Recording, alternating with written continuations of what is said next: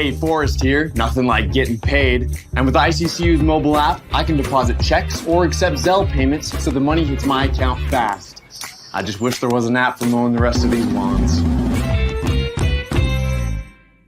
Right now, Lithia Ford of Boise is buying used vehicles. How much you want for the SUV? I don't know. Well, Lithia Ford will give you more than that. How much more? More than you think. I'm not thinking anything. I'm thinking you might get even more than that. See how much more you can get at Lithia Ford of Boise. When it comes to concrete, we've got you covered. RowPaint.com offers custom concrete coating services for your garage, business, warehouse, and more. And we do it in one day. We are your complete concrete coatings solution.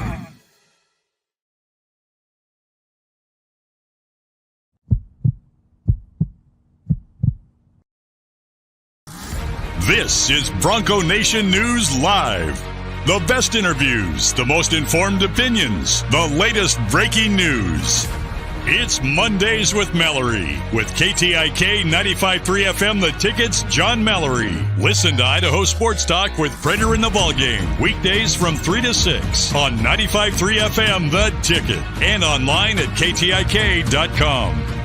Today's broadcast is coming from the Cutwater Spirits Canned Cocktails Studios. Check out one of their more than 30 flavors of pre-mixed premium cocktails at your local gas station or grocery store.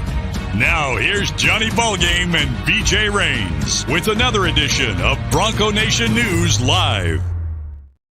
Hey, how we doing, Boise State fans? Happy Wednesday to you. Not Mondays with Mallory, but Wednesdays with Mallory here as he has come off the bench to help us out for a Wednesday edition here at Bronco Nation News Live at bronconationnews.com. Johnny, always appreciate it. Sorry you had to get up a little earlier on a Wednesday, but appreciate you, man. How's it going? It's going well. Went to the Boise Hawks game last night, opening night. Little baseball in Boise. It was fun to see. It was a good crowd out there. Beautiful weather for baseball. It's only like in the low 70s. So it was awesome out there and ready to go here on a Wednesday with you and little Idaho Sports Talk in the afternoon. Let's do it. Based on your pictures, you were moving around the stadium. You were down by the bullpen. You were down in the Coors Light porch area. You were checking out the whole stadium last night, man. It gave it the whole walk around, took some pictures, and nothing better than an evening at the ball yard, man. Boise Hawks. We got the Meridian Youth Baseball night at the Hawks tomorrow night, I believe. So we'll be out there checking it out. Gary Ventil, I know you guys had him on your show. Good dude, rooting for the Hawks this year. Mike Van Heist, the whole crew. So looking forward to getting out there for some Hawks games this year. Johnny, also looking forward. If we're not going to have quite the viewership that we had yesterday. No offense, but we made some big news yesterday with the announcement of the Tyson Degenhart show. So hopefully folks will check that out. It starts June 5th with Leon Rice as the first guest. And then Marlene Tromp, Jeremiah Dickey, and Talon Green are the first 4 guests on the show. I'm looking forward to this. Thank you to Idaho Central Credit Union. And Johnny, Tyson Degenhart interviewing Talon Green. That could be fun. Tyson Degenhart making his debut as a host. So he is actually hosting this show. He's going to lead. We're gonna ease into that part. We're gonna ease into that part of it. It's gonna be me and him co-hosting to start with. But yeah, once he gets a little more familiar, hopefully by episode 4, that would be the goal, is for me to not be on camera as much. Definitely. Gotcha, man. Yeah, that's gonna be popular. Well done on your end there, and everybody loves Tyson Degenhart. Sounds like he's gonna get the best guests out there too. So that's probably a step in the right direction for BNN, man. No question. I'm not sure why, but people are in a good mood wanting to thank us, Johnny, this morning on the ICCU YouTube chat. Happy Wednesday, Dennis says. So thankful for all of you. Really enjoy everything you do for Bronco Nation. Let's have a great show. Kurt Blake is saying good morning to everyone. Alexandra Lambert watching from Iowa this morning. So Alexandra, appreciate you for tuning in from Iowa, which in Missouri, Johnny, gets mistaken a lot for Idaho.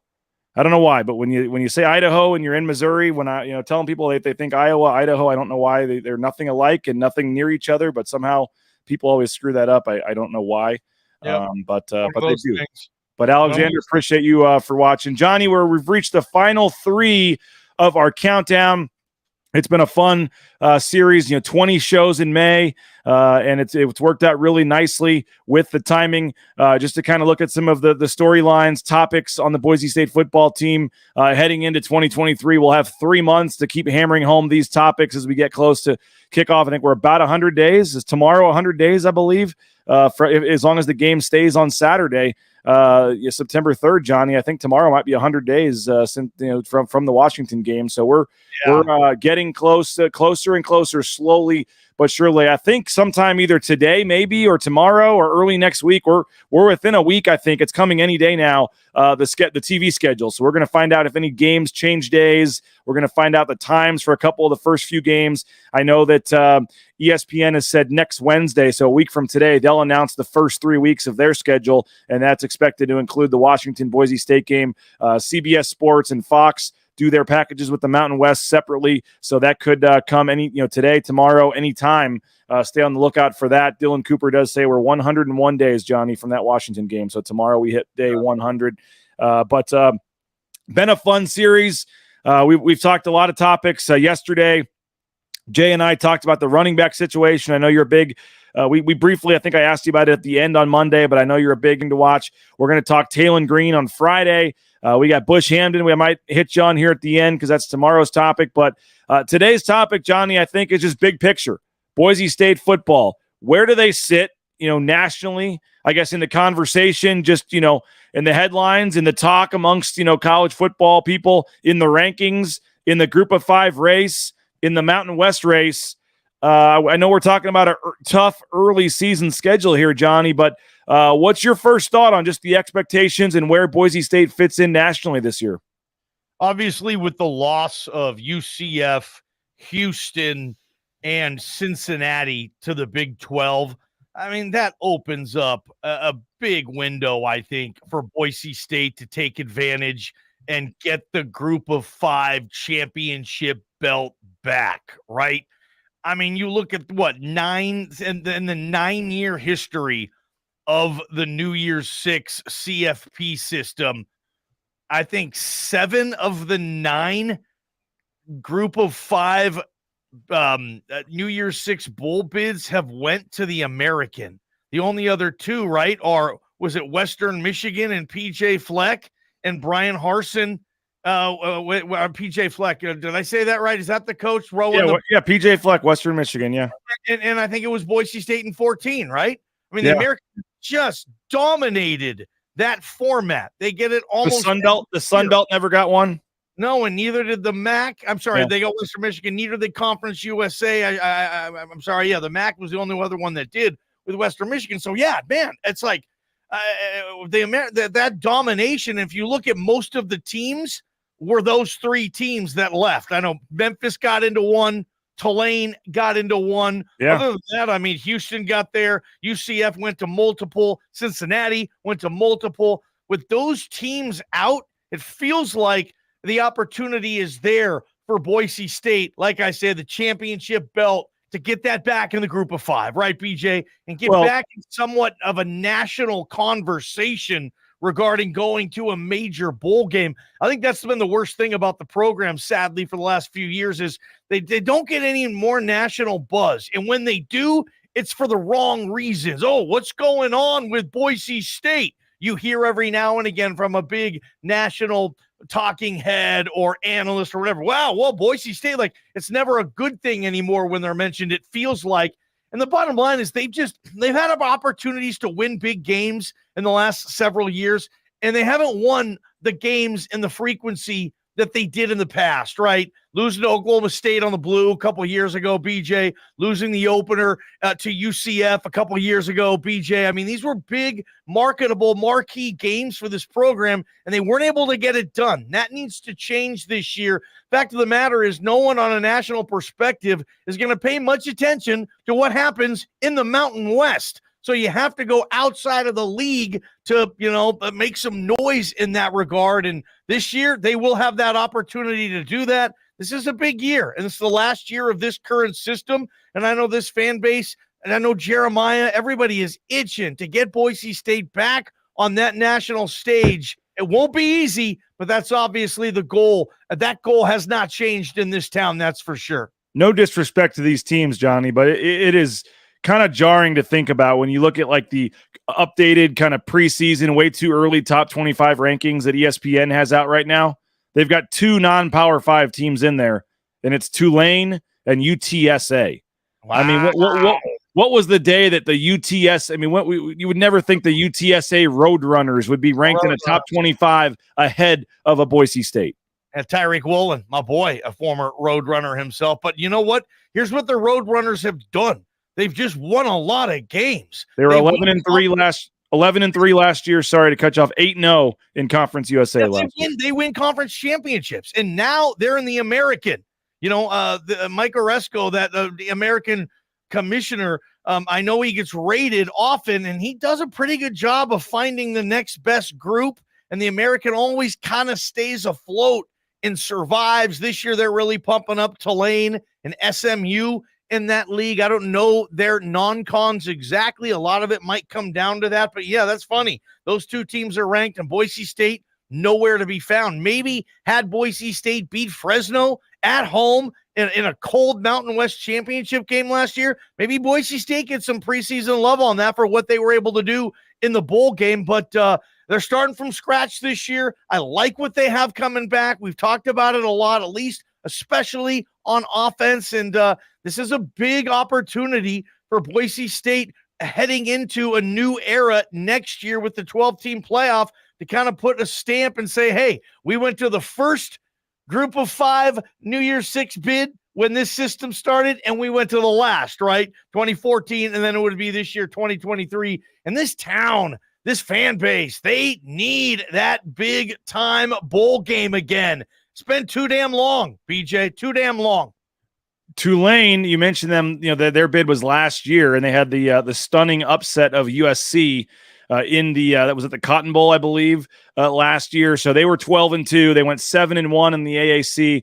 They bring back, I think, 14 starters, and they lost their top 4 tacklers, I believe, according to the ESPN blurb I'm reading. But they've got Tulane 19th in the country.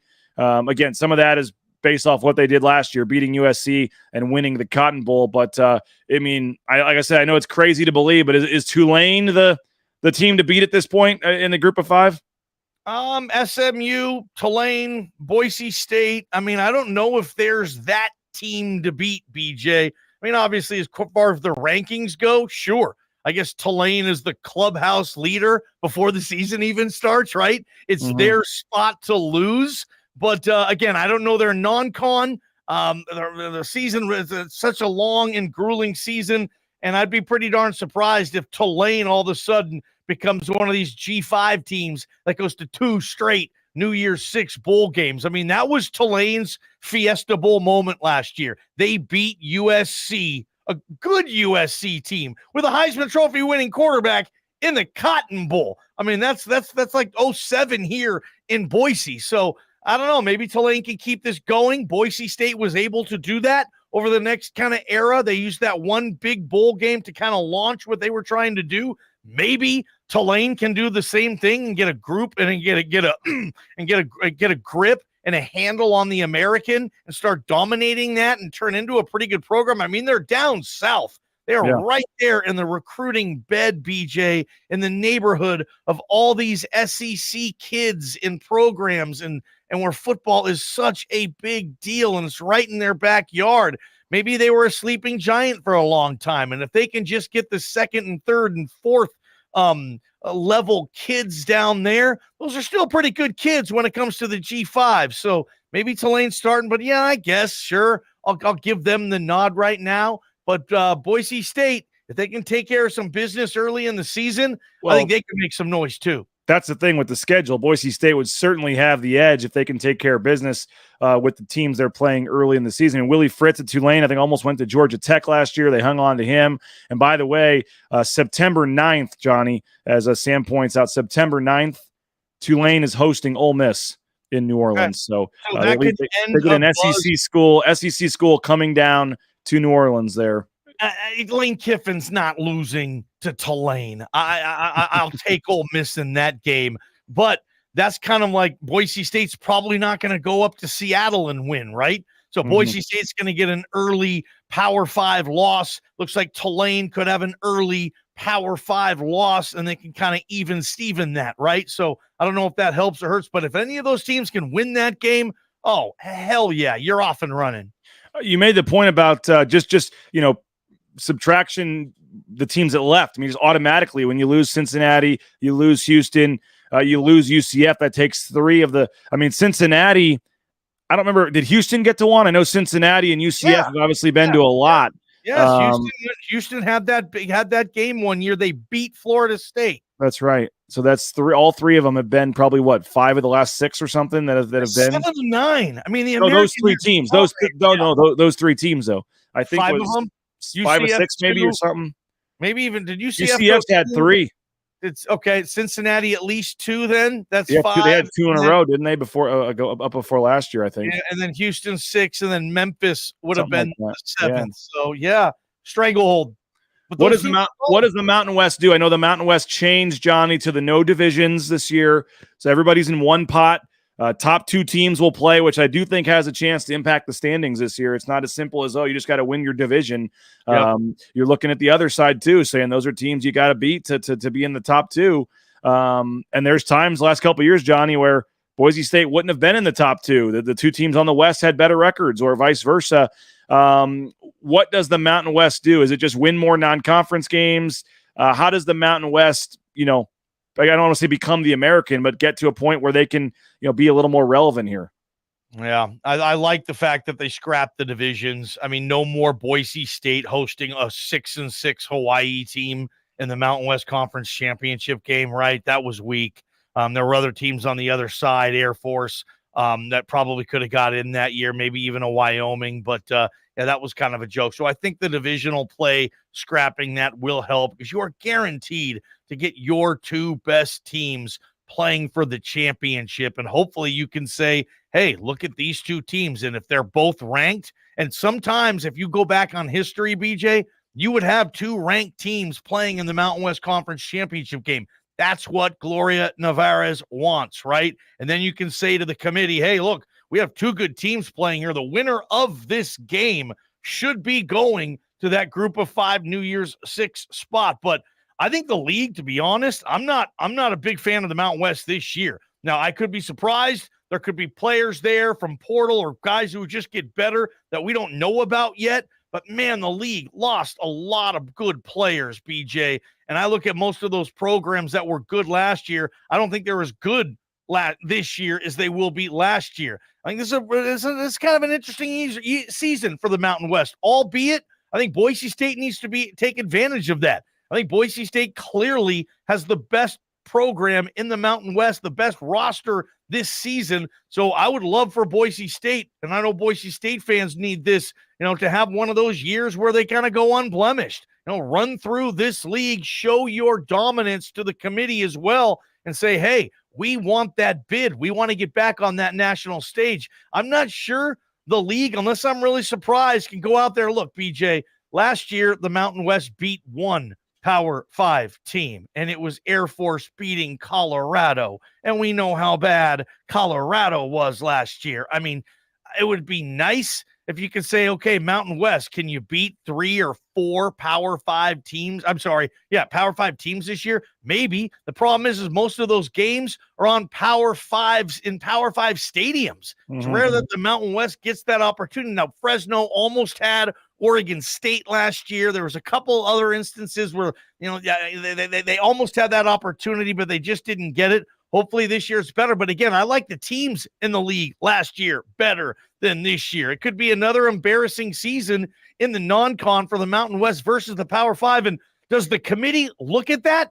I'd like to think so, right? I would hope the committee was going to say, okay, let's take all these group of 5 conferences. Which conference did best against better competition? Sure. So hopefully the Mountain West can take advantage of that. And Boise State, gosh, isn't the most important game of the season UCF week 2? Yes. Like the Big 12 team. You're probably going to drop the Washington game. If not, though, I mean, that's the game you have to win. And that'd be a great opportunity for the Mountain West to say, okay, here's a Power 5 victory. We got a team coming to our den, our place, the Blue. That's such a big home opener, man. Well, you're not getting – the only reason you got them to come is because they were still in the American when you scheduled it. You're not getting Big 12 teams to do home and homes. Isn't Houston coming too? And they're in the Big 12 and Cincinnati.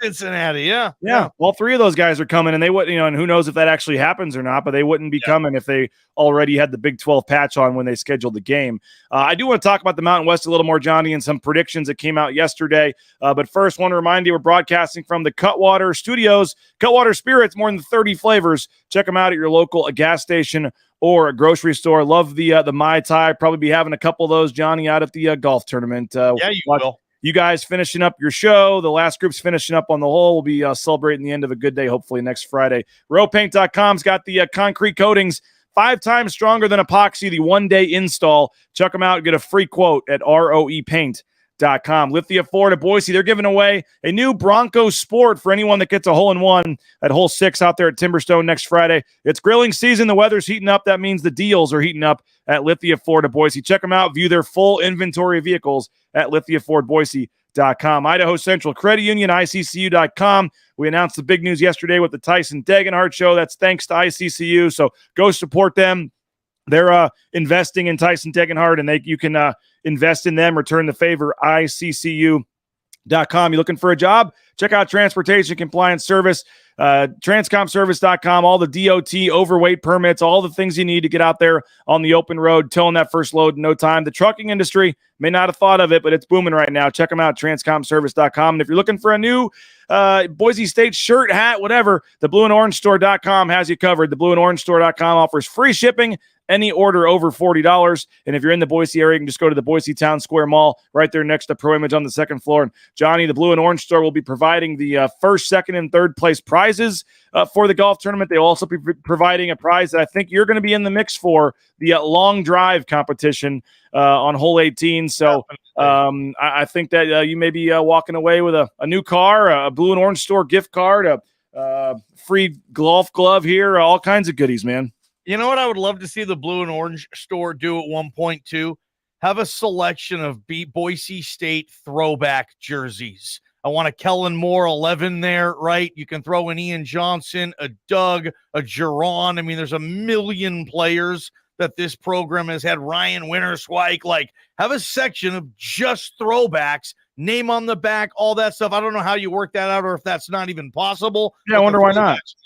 Would Kellen still be the number one purchase? Yeah, it would. And you get every single color for Kellen, the white, the blue, sadly, the orange that he lost to TCU. It's got to be like what they call it, the Nike Pro Combat or whatever. Like, yeah, it can't just be this year's version, number 11. It's got to be the one from 12 years ago or whatever. Yeah, a throwback jersey. Yeah. Zabransky, Ryan Dinwiddie. If I went in there and saw an RG and saw an old school jersey, how it looked then, and saw Ryan Dinwiddie, you know me, I'm a vandal. I've never worn any article of Boise State clothing in my life. That would be really hard for me to not buy the Ryan Dinwiddie throwback. You did say go Broncos one time on the show, though. I think the Jared Zabransky one would be a cool one too. I think a lot of them would be. That's Fiesta Bowl. So many colorful players in the last 15 years, 20 years. Like, you'd have old school people that would want the Tom McMillan. Oh, there's a D Pickett throwback jersey. I want that. So anyway. All right, get on that Blue and Orange Store. I'll reach out to Travis and see what. Yes. Yeah, let's make that happen. Hey, I think you guys probably talked about this on your show yesterday. I'm not sure, Johnny. I apologize. It was a rare day that I couldn't tune in. Aside from, I did hear the Gatlin Bear news. Maybe we should touch on that as well. But what do you make of Athlon Sports, their preseason poll? One of the more reputable preseason kind of guides you pick up at Walgreens, with the Lindy's and all that stuff. They've got Ashton. Now, they did have 3 first-team running backs, which is a little bit of a stretch. Most have 2. They have 3 first-team running backs from the Mountain West, but they've got Ashton Genty and George Helani on their first-team preseason. Isn't that funny? Those are the best 2 returning backs in the league, period. End of story. I was talking with my boy Bob Beeler about that, too. He was saying, almost predicting that come media days in July when that team does come out, he expects Boise State to have the 2 running back slots. I mean, maybe the media won't want to do it. Yeah, I don't think they will. I don't think they will. They'll get Boise State 1. They'll pick somebody else just for the heck of it. Yeah, that would be the only thing. But if you're going the 2 best backs coming back, I mean, it's so funny. And I'm in the front of the line with the Ashton Genty buzz. I love the kid. I love his style, of everything I saw about him last year, and I expect him to be better this year. But man, George Holani is flying under the radar for a dude who had 1,300 scrimmage yards last year, 1,100 rushing, a couple hundred receiving, and to bounce back the way he did after 2 down years, and he's not getting much buzz, right? George Holani's a hell of a player, and he's kind of flying under the radar here. So, yeah, Boise State, I love this offense. We've talked about that at length, and I think Athlon's right on. They have the 2 best backs in the league. They just happen to play on the same team. Now, Andy Avalos did about 10, 15 minutes before our show start send out the bat signal with a tweet. They've added another commitment, another player to this year's 2023 class. So we'll see who that is. I know they're not yet. No, I know they're trying to beef up the defensive line, potentially. Maybe the O-line. There was some talk of a Texas Tech lineman, maybe with some connections to Will Farah, who's now working on the recruiting staff. So maybe they're looking to bulk up the offensive line with a late kind of transfer portal veteran addition, or the D-line. Those would be my 2 guesses, would be somewhere on the line. We'll have to wait and see. But for the future class, Johnny, Gatlin Bear, you guys had him on your show yesterday. Fill everybody in. Big news, and congratulations to you. You guys had the exclusive interview there. Yeah, he basically said, he did say it's Boise State versus the other 4 in my top 5. He said Boise State will be in my top 2. So he is extremely interested in staying home. You know, he's of LDS faith. He's going on a 2-year mission. Who knows where he's going to go on that mission? Say they send him to South America. You know, he goes to South America for 2 years and he comes back. Maybe he doesn't want to move to Ann Arbor, Michigan when he comes back from his mission. Maybe he doesn't want to move to Lincoln, Nebraska. Maybe he misses Idaho when he's on that 2-year mission. He wants to come home and he wants to play at Boise State. Now, think about this. You can always leave. You can go to Boise State, and if it's not working out the way you want it to work out, you hit the portal, right? I mean, you have options now. These kids do. And I can't believe I'm saying it, but Boise State has a really good shot to get Gatlin Bear, which would be the most sought-after recruit that they've ever received. I mean, Boise State doesn't win recruiting battles with Michigan. In this case, maybe they will. So Boise State fan, I mean, they're going to keep their eye on this. The kid's still a junior, and he does not announce when he's going to commit. I'm sure he'll want to do it like most kids before his senior year starts so he can focus on his team and football. But yeah, dude, Boise State's in the mix. They got a good chance to get Gatlin Bear. And that's what this program needs, BJ. They want to get back to where they were and on a national level and go to the playoffs and all this. So think about this. When Gatlin Bear comes back from the 2-year mission, BJ, the playoff system will already be set. So, I mean, they want to get in that tournament every year. They got to get better players here, and Gatlin Bear would be a heck of a start. The only downside is you won't get to play with Taylor Green. Nope. Taylor Green will be totally done. Gatlin Bear has 1 more year of high school and then 2 years for his Mormon mission, and then he'll come back. So he'll be playing with C.J. Tiller or Mad Dog or whoever Boise State has at quarterback there. I will say this. I mean, there's not a lot of high-level prospects yearly in the state of Idaho. I mean, just for obvious reasons. I mean, there was a lineman, was it Hodge, that went to Notre Dame and BYU or something. There was a couple. There was a tight end, I think, from Emmett or something that went to USC one time. But I'm missing some. But there's not a lot. This is not a hotbed for college football prospects in Idaho. Loveland went to Michigan a couple of years ago. Yeah. So, yeah. But overall, the percentage is just not a lot. You're talking 2 or 3, 4 or 5, maybe a year. There's not a lot. And so, I mean, if you're a Boise State, you got to find a way to, start to keep some more of these in-house. I mean, the top recruit in the state has been leaving, Johnny, more times than not, and not going to Boise State in recent years. So that would send a signal as well if they could pull it off. So great interview. I think the full interview is up on KTIK.com. I believe folks can go on there and download the podcast as well. The KTIK app, iTunes is where I listen to the show, and they had the full interview with Gatlin Bear, I think in the 3rd hour, right? 5 o'clock. So check that out, and great job, Johnny, on that. And appreciate you for jumping in. Again, next Friday, the golf tournament. Would love to see folks out there June 2nd. We got some foursomes available in the afternoon. So was just confirming the bacon order, Johnny. 60 bacon bags being delivered. So you get a bag of bacon with your foursome before the tournament. As well as R&R barbecue and a lot of other great goodies. So thanks, Johnny. We'll see you We'll see you Monday. I guess no show Monday. We got to talk about that. I guess maybe we can sneak in Wednesday instead of Monday next week with Memorial Day. So have a great rest of your day. We'll be listening 3 to 6. Johnny Prater, JP Bob, the whole gang, KTIK Idaho Sports Talk, and we'll talk to you later. Bronco Nation News Live, BroncoNationNews.com.